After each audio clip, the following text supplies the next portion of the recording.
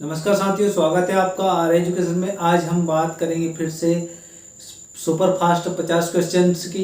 चलिए शुरू करते हैं समय को ध्यान में रखते हुए। पहला क्वेश्चन है, पृथ्वी पर दिन और रात होते हैं दैनिक गति के कारण, वार्षिक गति के कारण, छमाही गति के कारण या तिमाही गति के कारण। तो यहाँ दैनिक गति के कारण जो है पृथ्वी पर दिन रात होते हैं। चलिए बात करते हैं दूसरे। सबसे बड़ा ग्रह कौन सा है? बृहस्पति, पृथ्वी, यूरेनस या शुक्र? तो सबसे बड़ा ग्रह है वो है बृहस्पति। वही बात करते हैं हम तीसरे क्वेश्चन की। तो सबसे छोटा ग्रह कौन सा है? तो इसमें है मंगल, शनि, बुध या नेपच्यून। तो सबसे छोटा ग्रह है बुध। वहीं हम अगले क्वेश्चन की बात करें चौथे की। तो अगुलहास धारा किस महासागर में बनती है? प्रशांत महासागर में, हिंद महासागर में, आर्कटिक महासागर में या इनमें से कोई नहीं? तो यहाँ हिंद महासागर में बी आपका ऑप्शन सही रहेगा। हिंद महासागर में अगुलहास धारा बनती है। वही बात करते हैं हम पांचवें क्वेश्चन की। तो पृथ्वी का भीतर वाला भाग करोड़ किसका बना होता है? तांबा और जस्ता का, निकिल और तांबा का, लोहा और जस्ता का, लोहा और निकिल का। तो यह लोहा और निकिल का आपका डी आंसर सही रहेगा। वही बात करते हैं छठे क्वेश्चन की। तो मैग्नीज उत्पादन में भारत का दूसरा स्थान है। प्रथम देश कौन सा है? प्रथम देश का पूछा है, भारत दूसरे स्थान पर है। तो इसमें संयुक्त राज्य अमेरिका फर्स्ट स्थान पर है। आपका आंसर डी सही रहेगा। वही बात करें हम सातवें क्वेश्चन की। तो निम्न में से कौन सा कोयले का सबसे बड़ा उत्पादक देश है? तो इसमें ब्राजील, भारत, अमेरिका या चीन? तो इसमें सही आंसर होगा सी, अमेरिका। वो सबसे बड़ा कोयला उत्पादक देश है। वहीं बात करें हम आठवें क्वेश्चन की। तो इनमें से किसको जापान का मैनचेस्टर कहा जाता है? ओसाका को, टोक्यो को या नागासाकी या योकोहामा को? तो इसमें ए आंसर सही रहेगा आपका। ओसाका को जापान का मैनचेस्टर कहा जाता है।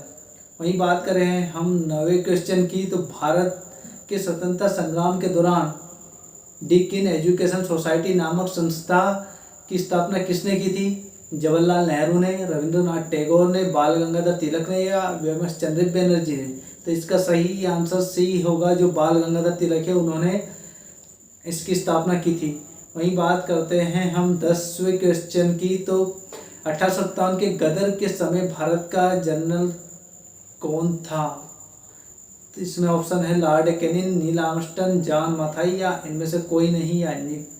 तो इसमें से लॉर्ड कैनिंग 1857 के गदर के समय भारत के गवर्नर जनरल थे।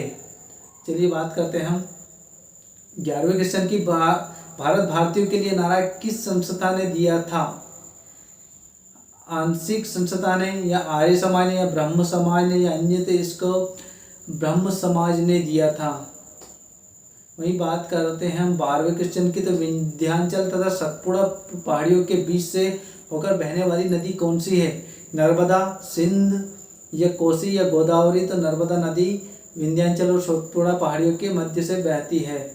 वही बात करें हम 13वें क्वेश्चन की। तो इन्वेस्टर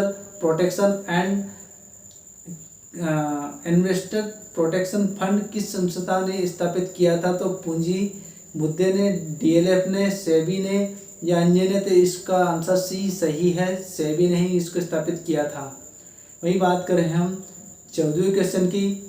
कुंडापुर एवं करावल कच्छ वनस्पति स्थान कहाँ स्थित है? केरल राज्य में, कर्नाटक राज्य में, तमिलनाडु राज्य में या त्रिपुरा राज्य में? तो यहाँ बी आंसर इसका सही रहेगा, वो है कर्नाटक राज्य में। वही बात करें हम 15वें क्वेश्चन की। तो भारत की प्रथम बहुउद्देशीय परियोजना किस नदी पर बनाई गई थी? तो भारत की प्रथम इसमें ऑप्शन में कावेरी नदी, गंडक नदी, दामोदर नदी पर या यमुना नदी पर? तो इसका सही आंसर होगा दामोदर नदी पर, जो पश्चिम बंगाल व झारखंड के बीच में है।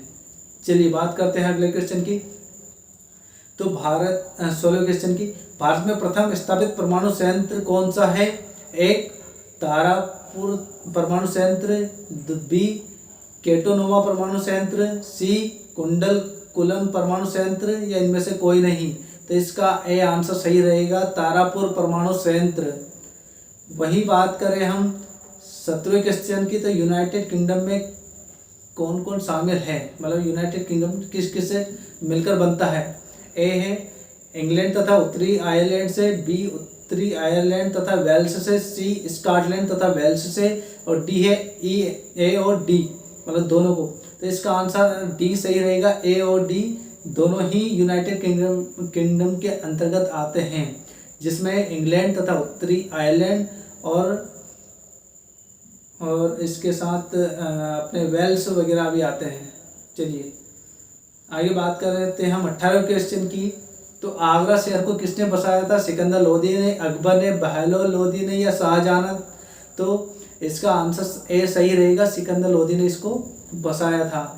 वही बात करते हैं हम 19वें क्वेश्चन की। तो राष्ट्रीय प्रतीक के निचले भाग में उत्कीर्ण शब्द शक्ति में जाते किस संदर्भ से लिया गया है। दोस्तों ये क्वेश्चन जो भाषा है ये टफ है थोड़ी, इसको सरल भाषा में नहीं मिलता, आजकल नहीं देते क्वेश्चन, इसलिए इसके चलो ऑब्जेक्टिव को देखते हैं। पुराण में, जातक में या मंडूक में या महाभारत में। तो इसका सी आंसर मंडूक निषेध में ही राष्ट्र शक्ति में जाते लिया गया था।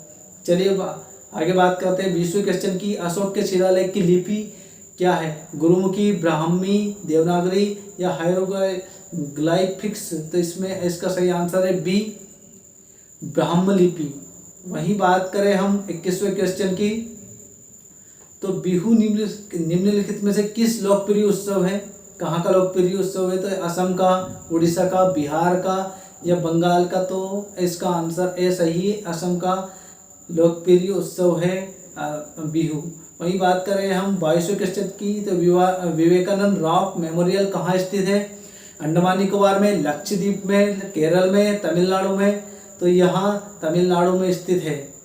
वही बात करें हम 23वें क्वेश्चन की। तो महात्मा गांधी को राष्ट्रपिता के रूप में उल्लेख सबसे पहले किसने किया था, सुभाष चंद्र बोस ने, जवाहरलाल नेहरू ने, वल्लभ भाई पटेल ने या इनमें से कोई नहीं। तो इसका सही आंसर होगा सुभाष चंद्र बोस ने सबसे पहले महात्मा गांधी को राष्ट्रपिता की उपाधि दी थी। वही बात करें हम 24वें क्वेश्चन की। प्रथम गोलमेज सम्मेलन कहाँ हुआ था, नई दिल्ली में, लंदन में, मुंबई में या इनमें से कोई नहीं। देखिए दोस्तों गोलमेज सम्मेलन क्या होता है, सभी लोगों को कंफ्यूजन होगा अधिकतर को कि गोलमेज सम्मेलन होता क्या आखिरकार। जब लंदन में कुछ इस तरह की बैठक हुई थी, 3 सम्मेलन किए गए थे। वो एक गोल मेज का एक राउंड जो चक्राकार था, गोलाकार, उसमें कुछ ऐसी चेयरें रखी जाती थी, उसको ही गोलमेज सम्मेलन कहा जाता है। ज़्यादा कंफ्यूजन में रहने की ज़रूरत नहीं है, सिंपल सी भाषा है। लंदन में ही तीनों गोलमेज सम्मेलन हुए थे। चलिए आगे बात करते हैं 25वें क्वेश्चन की। तो देश का लोहा पुरुष किसे कहा जाता है, सरदार पटेल को, पंडित जवाहरलाल नेहरू को, महात्मा गांधी को या लोकमान्य तिलक को। तो इसको सभी लोग जानते होंगे। इसका आंसर शेष ए सही रहेगा, सरदार पटेल को। वही बात करें हम 26वें क्वेश्चन की। तो महात्मा गांधी को अंध नंगा फकीर किसने कहा था, हिटलर ने, जिन्ना ने, चर्चिल ने या माउंटबेटन ने। तो इसका आंसर सी सही रहेगा, चर्चिल ने ही कहा था। वही बात करें हम 27वें क्वेश्चन की। तो महात्मा गांधी निम्नलिखित में से किन से अधिक प्रभावित थे, बर्नार्ड शॉ से, लियो टॉल्स्टॉय से, कार्ल मार्क्स से, इनमें से कोई नहीं।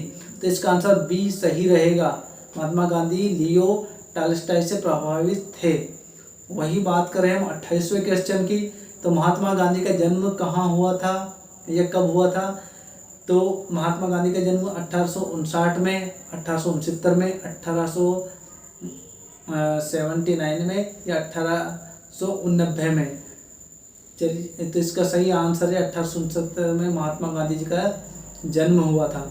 वही बात करें हम अगले क्वेश्चन की। तो पंजाब केसरी के नाम से विख्यात थे रजनीत सिंह, गुरु गोविंद सिंह, गुरु नानक, लाला लाजपत राय।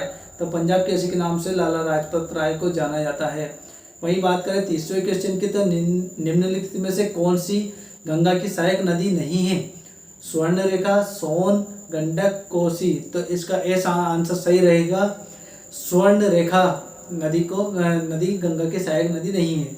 वही बात कर रहे हैं हम 31वें क्वेश्चन की।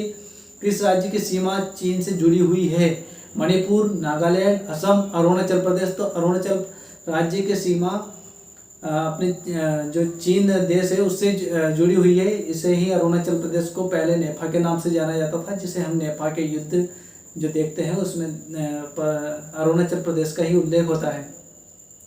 वही बात करें 32वें क्वेश्चन की, तो कितने वर्ष के पश्चात राष्ट्रीय जनगणना होती है?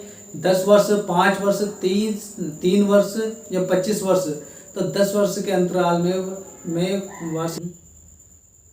चलिए बात करते हैं 33वें क्वेश्चन की, तो काजीरंगा राष्ट्रीय पार्क कहाँ है? उड़ीसा में, महाराष्ट्र में, असम में या इनमें से कोई नहीं? तो इसका सी आंसर सही है, काजीरंगा राष्ट्रीय उद्यान असम में है। वही बात करें हम 34वें क्वेश्चन की, तो ऑपरेशन फ्लड किससे संबंधित है? तमिलनाडु से, बाढ़ नियंत्रण से, दूध का आयात से या डेयरी विकास से? तो इसका सही आंसर है डी, डेयरी विकास से। वही बात करें हम 35वें क्वेश्चन की, तो धान की खेती के लिए उत्तम मिट्टी कौन सी है? सख्त मिट्टी, काली मिट्टी, दोमट मिट्टी या लाल मिट्टी? तो इसका सही आंसर होगा सी, दोमट मिट्टी। वही बात करें हम 36वें क्वेश्चन की, तो कौन से भारतीय शहर हैवी इलेक्ट्रॉनिक्स से संबंधित है? नागपुर, रायपुर, भोपाल या लखनऊ? तो इसका सही आंसर भोपाल सही है, सी आंसर। वही बात करें हम 37वें क्वेश्चन की, तो भारत में हरित क्रांति का श्रेय जिस सुविख्यात कृषि औद्योगिक विज्ञ को जाता है उसका नाम है? तो हम इसमें देखते हैं ऑप्शन में R.K. वेंकटरमन को या सीताकांत महापात्र को या डॉक्टर वर्गीस कुरियन को या जयंत नालिकर को? तो इसमें से मेरे ख्याल से ऑप्शन कोई सा भी सही नहीं है। इसमें डॉक्टर स्वामीनाथन जी जो थे वो हरित क्रांति के पिता भी कहे जाते हैं और वही हरित क्रांति के जनक का श्रेय लेते हैं। ये आंसर सही है, स्वामीनाथन। इसमें से कोई सा भी ऑप्शन नहीं है, सॉरी, इसके लिए हम माफ़ी चाहते हैं आपसे। वही बात करें हम 38वें क्वेश्चन की, तो राणा प्रताप सागर संबंधित है सौर ऊर्जा से, सिंचाई से, नाभिकीय ऊर्जा से, जल विद्युत से? तो इसका सही आंसर है जल विद्युत, डी आंसर। राणा प्रताप सागर संबंधित जल विद्युत परियोजना से है। वही बात करें हम 39वें क्वेश्चन की, तो पृथ्वी और सूर्य के बीच अधिकतम दूरी किस तिथि को होती है? 22 जुलाई को, 30 जनवरी को, 4 जुलाई को या 21 सितंबर को? तो इसका सही आंसर है 4 जुलाई को सबसे ज़्यादा दूरी होती है पृथ्वी और सूर्य के बीच में। वही बात करें हम 40वें क्वेश्चन की, तो भारत के राष्ट्र चिन्ह में प्रयुक्त होने वाले शब्द सत्यमेव जयते, ये फिर से क्वेश्चन रिपीट हो गया है, इसका मुंडकोपनिषद सही आंसर होगा। वही बात करें हम 41वें क्वेश्चन की, तो गायत्री मंत्र किस पुस्तक से लिया गया है? ऋग्वेद से, सामवेद से, यजुर्वेद से, अथर्ववेद से? तो इसका सही आंसर होगा ऋग्वेद ए। वही बात करें हम 42वें क्वेश्चन की, तो हिंदी किस लिपि में लिखी जाती है? पार्शियल लिपि में, रोमन लिपि में, देवनागरी लिपि में या पाली में? तो इसका सही आंसर होगा देवनागरी लिपि, सी आंसर इसका सही है। वही बात करें हम 43वें क्वेश्चन की, तो ब्रह्म लिपि को किसने स्पष्ट किया? जेम्स प्रिंसेप ने, जॉन मार्शल ने, जॉन फ्लिप्ट ने? तो इसका सही आंसर है ए, जेम्स प्रिंसेप ने इसका ब्रह्म लिपि को स्पष्ट किया था। वही बात करें हम 44वें क्वेश्चन की, तो राष्ट्रीय विज्ञान दिवस किस दिन मनाया जाता है? 21 जनवरी को और 21 मार्च को, 28 फरवरी को या 23 मार्च को? तो इसका सही आंसर होगा 28 फरवरी को हम विज्ञान दिवस के रूप में मनाते हैं। वही बात करें हम 45वें क्वेश्चन की, तो राष्ट्रीय खेल दिवस किस दिन मनाया जाता है? 29 मार्च को, 29 अगस्त को या 20 सितंबर को या 2 दिसंबर को? तो इसका सही आंसर होगा 29 अगस्त को खेल दिवस मनाया जाता है मेजर ध्यानचंद की स्मृति में। वही बात करें हम 46वें क्वेश्चन की, निम्नलिखित में से किस भक्ति संत ने अपने संदेश के प्रचार के लिए सबसे पहले हिंदी का प्रयोग किया था?